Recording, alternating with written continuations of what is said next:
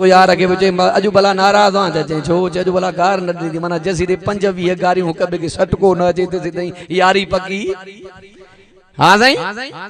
तवज्जो तक जाए गार का जनाब रसूलुल्लाह नफरत कईया अल्लाह अकबर कबीरा मुझे साईं जो सहाबिया हजरत जाबिर बिन सलीम रजी अल्लाह तआला अन्हु तवज्जो तक जाए के महफिल में बीठो आ सत जुमला निकरिया गार गंद निकरी पयो इमामुल अंबिया मोहम्मद रवी सल्लल्लाहु अलैहि वसल्लम फरमायो ए जाबिर बिन सलीम गार का मां मोहम्मद के नफरत किन्नो गालान का मां मोहम्मद के नफरत तवज्जो तक जाए हजरत जाबिर बिन सलीम ने जिंदगी गुजरी हुई वरी जुबान ते गार जा जुमला ना आया गार का इमामुल अंबिया नफरत गया गाने दे आवाज गा मुझे मुस्तफा नफरत गया मौसीकी गा इमामुल अंबिया नफरत गया तवज्जो तक जाए अल्लाह अकबर कबीरा जेकर बाराड़ी जे अंदर जमीना ट्रैक्टर वारा काई ना करे केड़ो गानो गलंदो पियो आ करे केड़ो गानो गलंदो पियो आ जेकर सुबह जे टेम ते दुकान ते निहारी ने सुबह जे टेम पेरिया यासीन हलंदी ये ना बा कुरान जी तिलावत हलंदी पर जेकॾहिं 8 ऐं 9 को कम चढ़ियो ना बा पोइ वरी कवाली हलंदी कवाली होई न पोइ जे देस शमन ठोके आहे कि ना गार का इमामुल अंबिया नफरत गया गाने का मुझे साईं नफरत गया तवज्जो तक जाए नबी पाक जो सहाबिया अब्दुल्लाह बिन उमर रज़ी अल्लाह तआला अन्हु रस्ते दा वेंदो पियो एकड़ो नौकर खत मां गदा तवज्जो तक जाए मौसीकी जो आवाज आयो कनन में आगनू दई जमीन ते वेही रहियो अब्दुल्लाह बिन उमर चोंदो पियो जेसी ते गाने जो आवाज गुजरी वने माके बुधाए जाए तवज्जो तक जाए जने कानन वारा गलिया विया मौसीकी जो आवाज हलियो आंगुरियों कनन मो कढियो अब्दुल्लाह बिन उमर तो फरमाए इन आवाज का अरबी नफरत कंदा माना जेका साईं नफरत कई आ या मोहब्बत जी तकाजा ता असा के भी एकड़ो मर्दबा आलमन को बुधाओ नबी से मक्को छडी मदीने आया त के जे घर तरसा हजरत अबू अयूब अंसारी बुधो त न वाक्यो हजरत अबू अयूब अंसारी रज़ी अल्लाह तआला अन्हु तवज्जो तक जाए अबू अयूब अंसारी दो फरमाए असा घर जे अंदर जेका भाजी पचंदी आ सालन पचंदो आ सजी सजो बर्तन खणी करे साईं जे आडो रखंदा जेको बचंदो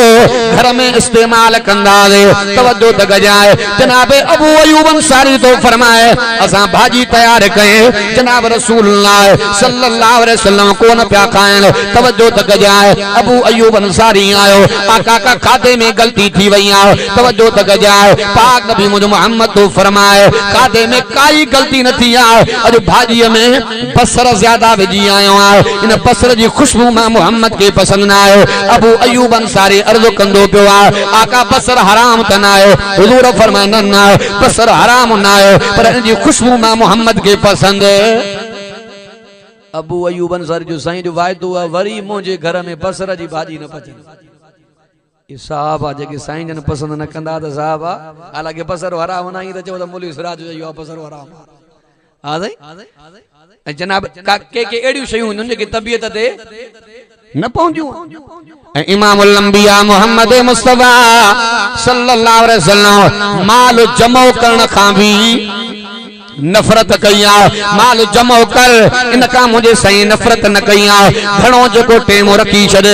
इनका इमामुल अंबिया मोहम्मद मुस्तफा नफरत कईया तवज्जो तक जाए जेको माल जमो कंदो पियो आहे आखिर जे दिहाड़े तबाही जो सबब थींदो पाक नबी मुझे मोहम्मद तो फरमाए क़यामत जे दिहाड़े जेके माल जमो करे मरी आहे तवज्जो तक जाए ये पैसा ये खजाना इहो माल दौड़ल नांग जी सब शकल अपनाए इन जे कढ लगनो हे रड़ियूं कंदो रब जे दरबार में लो अल्लाह नांग पोयो अल्लाह कारियर पोयो अर्ज़ कंदो रड़ियूं कंदो कूका कंदो तवज्जो तक जाए रब नो ऐलान हुइनो हे को नांग नायो नांग फ्री गालाइनो अन कंजो का अन मालो का असा तुजो खजानो आयो असा तुजो माल आयो तवज्जो तक जाए माना घणे टेम जेको पैसो जमा करे रखंदो पियो इनका मुझे साईं नफरत कई जनाब रसूलुल्लाह सल्लल्लाहु अलैहि वसल्लम पारी वारी नमाज पढ़ाए करे संजन जल्दी जल्दी घर आया मोटी आया वडो वडो साह मुबारक खणंदा प्यार साहब अर्ज कंदा प्यार आका वजह केड़ी आ तकड़ा तकड़ा घर वयो वरी मोटी आयो हेडे मुडे तवज्जो कयो पाक नबी मोहम्मद तो फरमाए सोन जो टुकड़ो घर रह जियो जको तस्लीम न कयो काई खबर नाए मौत अची सगनो आ मां मोहम्मद रबी रब के केड़ो मुंह दिखाया जनाब रसूलुल्लाह अम्मा आशा के फरमाया आशा गरीबन में तकसीम करे छे तवज्जो तक जाए पाक नबी मोहम्मद तो फरमाए जेकर अल्लाह तबारक व तआला मां मोहम्मद करीम जे लाए उद पहाड़ के सोन बनाए मां मोहम्मद मुस्तफा टिंडिहन का पेरा गरीबन में तकसीम करे छड़िया इमाम ज़ैनुल आबदीन साईं जने दुनिया जो जहान सॾे आ जने गुस्ल पे ॾिनो वञे तने पुठीअ ते कारा दाग गुस्ल ॾियण वारे मालूम कयो घरवारी चए पई त रोकियो हई त राज न खोलजो पर ॻाल्हि खुली पई आ त मां ॿुधायां पई ये मसलो केड़ो आ तवज्जो तक जाए जे इमाम ज़ैनुल आबदीन के जो को अल्लाह माल दौलत दीनो रात जो गंढू खणी करे गरीबन जे दरवाजन पे पहुंचाइनो ए उन वजन जे करे उन वठन जे करे पुठी में दाग पइजी आन तवज्जो तक जाए यो पैसो केड़े कम जो आ माल जमा बेवा पाड़े में तड़पंदी पई आ गोजन जे ला तैयार न आयो बैंक बैलेंस जमा पियो आ गरीब जो बच्चो तड़पंदो पियो आ गोजन जे ला तैयार न आयो अजीजो माकड़ो मिसाल दीनो आ तवज्जो तक जा खपाईंदे अन्या रब दींदो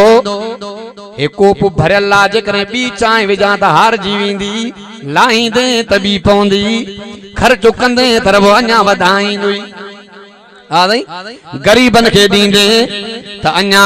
रब वधाईंदी तवज्जो तक जाए मना माल जमो करण के इमामुल अंबिया पसंद न कयो आ नबी जो सहाबी आ तवज्जो तक जाए हुजूर जो सहाबी आ हुजूर जो सहाबी आ अल्लाह अकबर कबीरा जनाब रसूलुल्लाह सल्लल्लाहु अलैहि वसल्लम ख्वाब लहंदा प्यान मुजो साईं तो फरमाए मां मोहम्मद मुस्तफा दसंदो पयो आ कयामत कायम थी चुकी आ एकड़े पासे नो अबू बकर बे पासे नो अमीर उमर तवज्जो तक जाए नबी से मालूम फरमायो अब्दुर्रहमान बिन औफ किथे आ इयो मदीने जो करोड़पति सहाबी आ तवज्जो तक जाए नबी पाक फरमायो समूरा मां मोहम्मद जो गुलाम मस्जिद मैदान में नजर आया तू काडे वए साईं रब के हिसाब पियो दिया तवज्जो तक जाए से रब के हिसाब पियो दिया रब पुछा पियो करे माल दौलत मिले इयो के में खर्च करे आए साईं रब जो शुक्र हराम जो जरो कोन निकतो अल्लाह रहमत बरकत जो मामलो फरमायो आ मन माल जमो करण का साईं नफरत कई ऐ काबतुल्लाह दे मोह करे थुकण के हुजूर ना पसंद फरमायो समझो था ना अब कदे कदे के चवंदा न कावड़ लगंदी आ साईं अब्दुल्ला चांडियो रहमतुल्लाह अलैहि वजन बिया कच्चे में वाइज ते हमरा एकड़ो ओलह दे जो कद मोह करे बे मुटरी चे बाबा हेडी तुझी उम्र गुजरी वे तो खिया खबर ना है तो हो भी को सादो चे मुल्ला कादे काबो कादे मां चांडियो साहब हजरत बाग मानो ठोकेल ने जालत गार चे मुल्ला गार चे कादे जोणे कादे मां एड़न मानु के मानु ये समझाया ना बुजुर्ग समझो था ना इमामुल अंबिया मोहम्मद मुस्तफा सल्लल्लाहु अलैहि वसल्लम काबतुल्लाह रे ठुकण के इमामुल अंबिया पसंद न कयो जनाब रसूलुल्लाह सल्लल्लाहु अलैहि वसल्लम तवज्जो तक जाए रसे दावी दा बयान एकड़ो नौजवान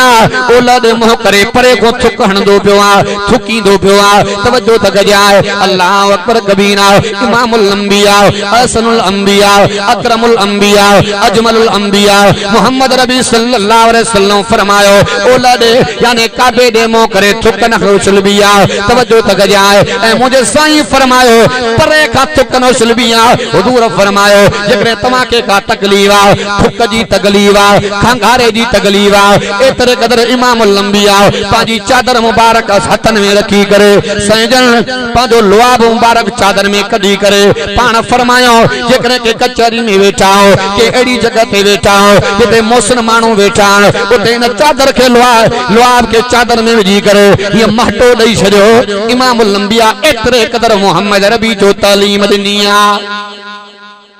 माना इमामुल अंबिया मोहम्मद रबी सल्लल्लाहु अलैहि वसल्लम इन शय के पसंद पसंद न कयो आहे तवज्जो तक जाए अल्लाह तो फरमाए बेगयाई मां अल्लाह पांजे बानन ते हराम कया फरमा वला तकरबुल फवाइस मा ज़गर मिनहा व मा बतन अल्लाह तो फरमाए चाहे वो गुजी बेगयाई चाहे वो ज़ाहिरी बेगयाई अते रब सा तो फरमाए फरमा वला तक़तुलुन नफ्सल्लती गर्रमल्लाहु इल्ला बिल हक़ तवज्जो तक जाए अल्लाह तो फरमाए छेड़ा करे हिक बे जा कूंधर कतल न कजो या भी से मां अल्लाह तमा ते हराम कया अदीदो झेड़ो माना तबाइया तलाक जा मसला भी तने थीना जदे झेड़ा थीना भारन में नफरतों तने थीनो जदे झेड़ा थीना सुन्याई जो सबब झेड़ो आ कत्ल जो सबब झेड़ो आ तलाक जो सबब झेड़ो आ इन जे करे इमामुल अंबिया मोहम्मद रबी सल्लल्लाहु अलैहि वसल्लम तो फरमाए मुझे अरबी जो फरमाना जेको झेड़ा छडे दे उन जे जन्नत जी ज़मानत मां मोहम्मद पियो दिया एतरे कदर मुझे साईं फरमायो चाहे भले वो हक ते छो ना एकड़ा चवंदा ना बाज करे विढ़ांस त करे सकां तो पर अल्लाह जे रज़ा जे ला छड्यांस तो हुज़ूर फरमायो एड़न माण्हुनि जी जन्नत जी ज़मानत मां मोहम्मद आ नहीं झेड़ा माना तबाई तवज्जो तक जाए जदे अल्लाह तबारक व तआला जनाबे आदम के बनायो मलाक ने एतराज कयो अल्लाह इंसान पे बनायो फटा कंदो फसाद कंदो झेड़ा कंदो झगड़ा कंदो अल्लाह पाक फरमायो जेके बाना मुंजा झेड़ा कंदा तबाह करे छडीनो मान तवज्जो तक जाए अल्लाह इंसान को पेरिया तू जिन्नन के उरूज ते पहुंचायो पर जिन्नन फसाद कया झेड़ा कया कत्लो गारत कया अल्लाह तू जिन्नन के तबाह कयो अल्लाह तो फरमाए जेके मुंजा बाना ना फरमान थी पया झेड़ा झगड़ा करना मां तबाह करे छडीनो मार झेड़ो माना तबाहिया तवज्जो तक जाए याकूब अलैहिस्सलातु वस्सलाम रब जो नबी आ अल्लाह वडो मालदार बनायो बकरन जा रेवड़ ढोरन जा रेवड़ तवज्जो तक जाए जने याकूब नबी जे घर में झेड़ो थी पयो यूसुफ नबी सा बाहर तसम में अचिया कुआ में नबी के सटे आया यूसुफ नबी सा जुद कयो झेड़ो कयो तवज्जो तक जाए यूसुफ नबी सब्र क्यों आ अल्लाह तबारक व तआला यूसुफ नबी के आबाद करे वजीर खजाना बनायो तवज्जो तक जाए यूसुफ नबी जा ब्या भायर सुन्या बन जिया जने यूसुफ अलैहिस्सलातु वस्सलाम को खैर वठण आया एतरा त मेरा कपड़ा जो चादरों दिसण जड़ियों ना आहिनि पोशाकूं पाइण जड़ियों ना आहिनि तवज्जो तक जाए हिनन झेड़ो कयो रब तबाह कयो यूसुफ नबी सब्र कयो त अल्लाह उनके चो वजीर खजाना बनायो शैतान भी झेड़ो क्यों अल्लाह पाक फरमायो आदम नबी के सजदो करणो आ तवज्जो तक जाए शैतान जिद कयो हटो कयो झेड़ो कयो अल्लाह तो फरमाए तबाह करे छडियो मार बोल रब जो कुरान फरमाए इल्ला इब्लीस अबा वस्तकबर व कान मिनल काफिरीन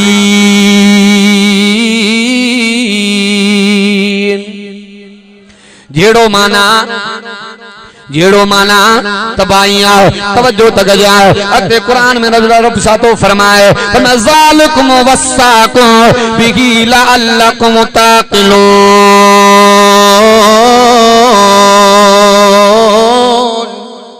बुलंद आवाज़ अल्लाह तो फरमाए ये हमारा तवा के वसियतूं कंदो पयो आ जे अकुल वारा हुंदो त अमल कनो मना शिरक करण वारो बेअकल ना अबे अम्मा जो ना फरमान बेअकल ना औलाद के कत्ल करण वारो बेअकल ना बेहयाई से वेझो वजण वारो बेअकल ना मना झेड़ा करण वारो बेअकल ना तवज्जो तक जाए अते रब जो कुरान छा तो फरमाए न वला तक़रबू मालल यतीम इल्ला बिल्लती हिया अहसनु हत्ता यबलुगा अशुद्दा अल्लाह तो फरमाए यतीम जे माल जे वेझो न वञो इहा भी मैं रब तव्हां ते हराम कया हाणे त यतीम के लेखे में ना नवा चंगन भलन जो माण्हू माल दबे आए के ना आहे अंधा त पंहिंजे जगह ते पर सज्जन के भी बरा ॾई पढ़ियल पंहिंजे जाहिल पंहिंजे जगह ते पर माण्हू चंगन भलन पढ़ियल लिखियल जा भी लाह पटे आए के ना आहे इमामुल अंबिया मोहम्मद मुस्तफा सल्लल्लाहु अलैहि वसल्लम जो फरमान पाक नबी मुझ मोहम्मद तो फरमायो यतीमन जी मां मोहम्मद मुस्तफा पारत कंदो पियो आ जेकरे तमा के यतीमन जो ख्याल न चे मुझो साईं तो फरमाए याद कजो तमा मोहम्मद भी यतीमा महशर में नबी पाक अची साथ जो दीदो महशर में नबी पाक अची साथ जो दींदो अहिड़े ॾुखे ॾींहं कॾहिं कोन सदींदो अहिड़े ॾुखे ॾींहं कॾहिं कोन सदींदो महशर में नबी पाक अची साथ जो दींदो अहिड़े ॾुखे ॾींहं कॾहिं कोन सदींदो बुलंद आवाज़ां आखिरी गालियों तवज्जो तक जाए मुझे साईं सा मोहब्बत कर जाए हित भी कामयाब उते भी बुलंदी आ बोल रब जो कुरान फरमा कुल इन कुंतुम तुहिब्बूनल्लाह फत्तबिऊनी युहिब्बुकुमुल्लाहु व यगफिर लकुम ज़ुनूबकुम वल्लाहु गफूरुर रहीम।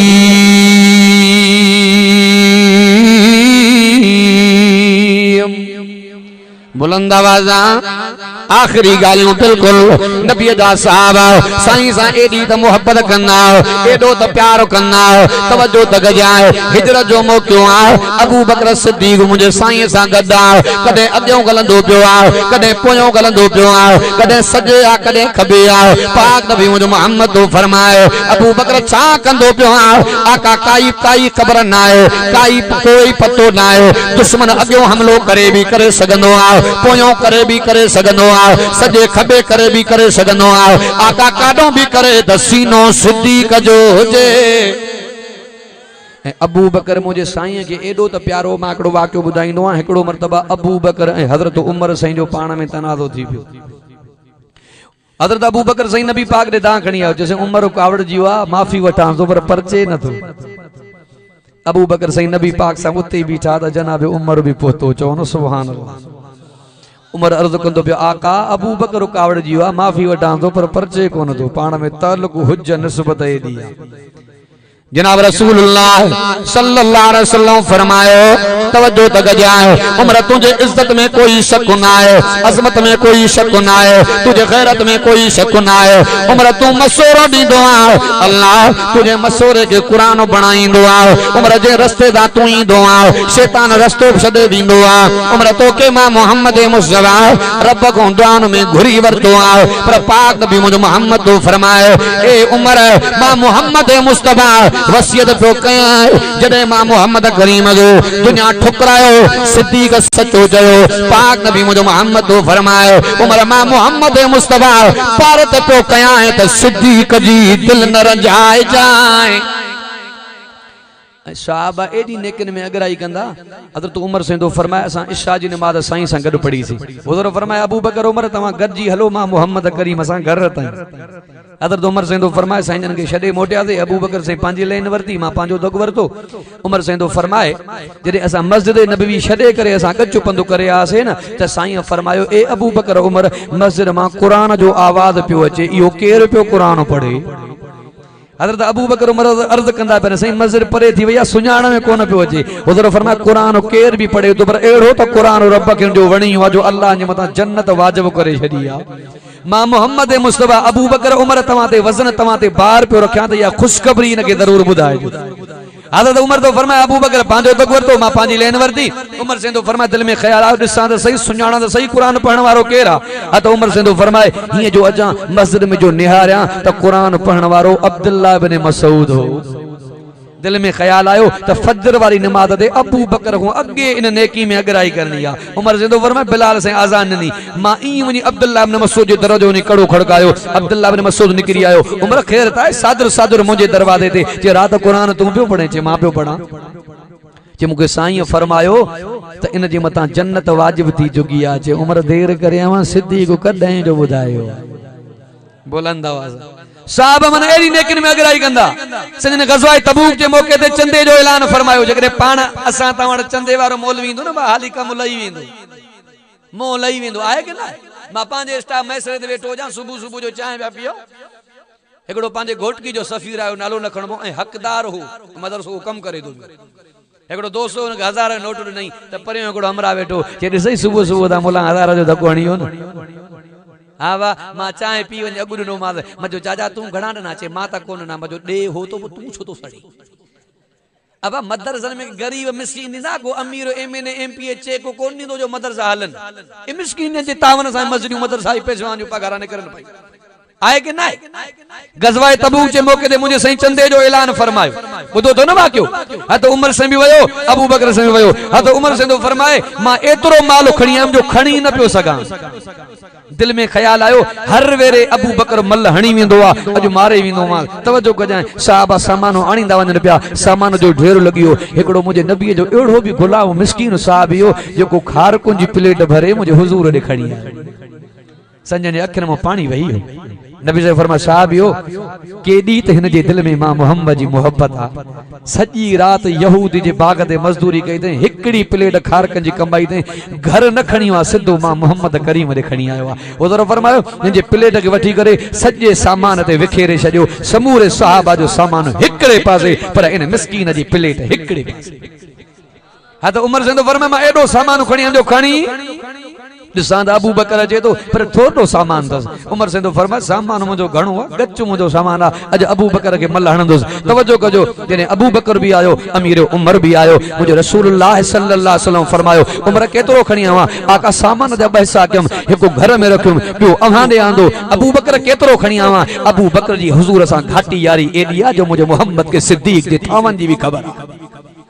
आका घर के बुहारो जी मेड़े करे तो अरबी दे आंदो आ घर में अल्लाह दे रसूल जी मोहब्बत नालो छॾी उमर तो फरमाए उन डी मां अज़म कयो वायदो कयो ते हिन जवान खां को नेकी में खटे न तो सके जनाब रसूलुल्लाह सल्लल्लाहु अलैहि वसल्लम पांजे हयाती में एकड़ो लश्कर तैयार कयो जे जो नालो आ लश्कर उसामा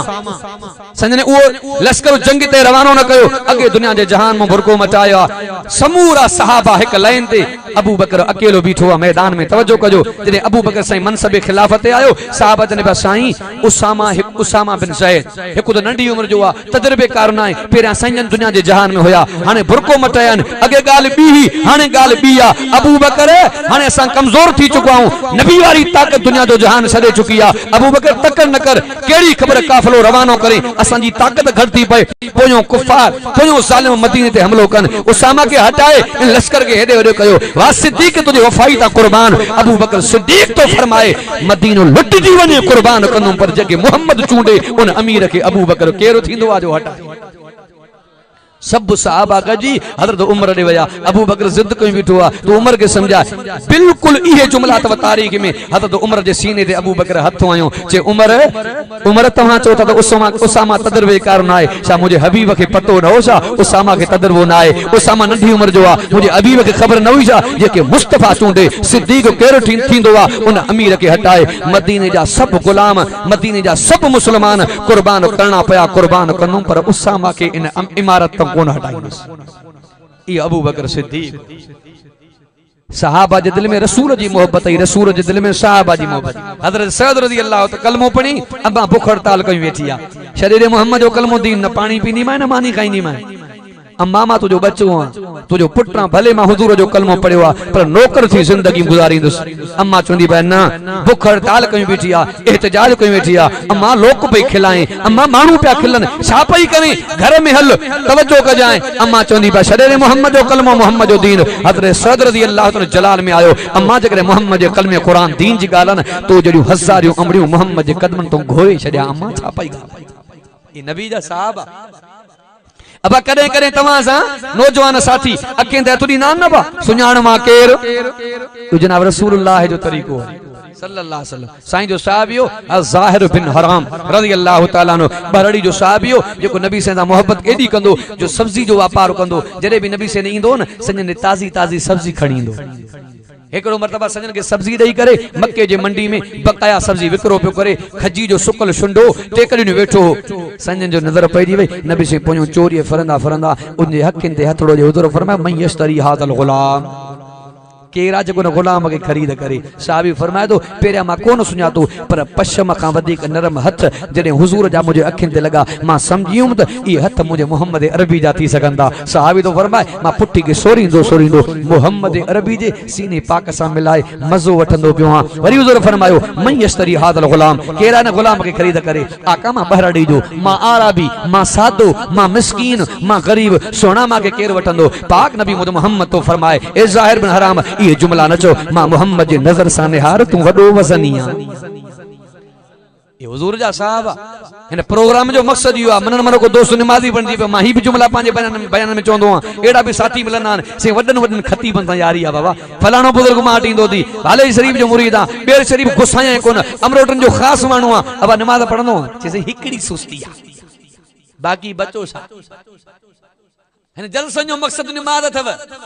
एकड़ा एड़ा भी मानू जलसो खत्म थीना न पो जंदा सुथण पाक ना है कुरान दे जलसे में पाक ना है बाकी कदे पाक पाई एड़ा भी मानू अथव दुखी घड़ी में घर में बरकत ना है त छा कजे अनस रज़ियल्लाहु तआला साईं जो साहबी जे आका पाड़े में बेन जा बाग डाडो फर्क कंदा पर मुजो बाग फरे कोंदो मजो कोने उधर फर्म बरकत नफल बाग दे पढ़ो पढ़ी दुआ गुरे हते अनस रज़ियल्लाहु तआला फरमाए तो उन साल जो मुजो बाग लथो न टिकरी में मुझे बाग जो कहीं बाग मुकाबलो न करे बरकत भी नमाज में आ अब दुखी घड़ी अचे त छा पढ़बी आ असा के टेंशन इंदो नमाज निकरी वेंदी छत यार माखे पाण परेशानी आ पांजी आए कि ना जे वने अस्पताल में ना मरीज बेड ते प्यान तरे भी खोड़ सारा मानू नमाज कोन ता पढ़न हालांकि इनी ते मते नमाज पढ़जी इब्राहिम नबी जाल सूदो बादशाह जे कब्जे में आ बादशाह वडो जालिम आ अम्मा बीबी सारा दे गलत नजर सा पे ने हारे इब्राहिम नबी सिर सजदे में क्यों अल्लाह मा तुजो नबी आ अल्लाह मुजी गैरत मुजी इज्जत मुजो नंग इन बादशाह जे हवाले आ तवज्जो कजो सीरत में इन तफसीर में उलमा यो वाक़ियो आंदो आ जदे अम्मा बीबी सारा दे बादशाह तके पियो त अंधो पियो बनदी वनी परते निहारे पो त नजर पएस पई वनी अम्मा बीबी हादरा के वठी आओ एकड़न बुजुर्गन लिखियो त हादरा इन जी धी आ एक लिखियो त बानी आ अल्लाह जाने तवज्जो चे जी तू पाक दामना इन हादरा के भी पान जड़ो बना ये जो बाहर निकरी आया इब्राहिम नबी जो सुर सजदे में आ अम्मा बीबी सारा हथ जी थपकी हणे थी ओ इब्राहिम कंदो मथे खणो अल्लाह मुझे आबरू जी हिफाजत फरमाइया दुखी घड़ी अची वई त इब्राहिम छा पढ़ी नमाज जलसन जो मकसद नमाज था अहद क्यों तो इंशाअल्लाह नमाज की पाबंदी कंदासे अहद क्यों तो इंशाअल्लाह पाण भी कुरान पढ़ंदासे पांजे बच्चन के भी कुरान पढ़ाईंदासे इन नमाज को सवा कुरान को सवा चाड़ो ही कोने जेके मां टूटा फूटा जुमला गालाया अल्लाह तबारक व तआला पांजे बारगाह इलाही के अंदर मंजूर है मकबूल फरमाए किसी के ऐब देख कर बेनकाब न कर खुदा बैठा है तू हिसाब न कर जिंदगी बाकी मुलाकात बाकी व मा अलैना इल्ला